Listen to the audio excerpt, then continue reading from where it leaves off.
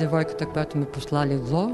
Първото розово бяха розовите роклички, в които ни обличаха като бяхме малки. Жени.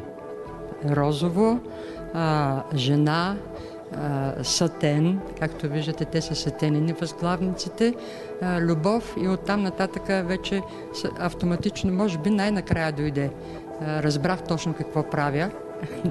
Разбрах, че правя стихотворението на Робърт Бърнс, девойката, която ми посла легло, и като цитата, който най-много ми хареса и на който се спрях: с тази възглавница така я взех в прегръдките си аз. Да. И работата заспа. Стана. Заспа, да, може. Направих опити да направя и пластика с намекта, не само възглавница, да бъде и женски торс.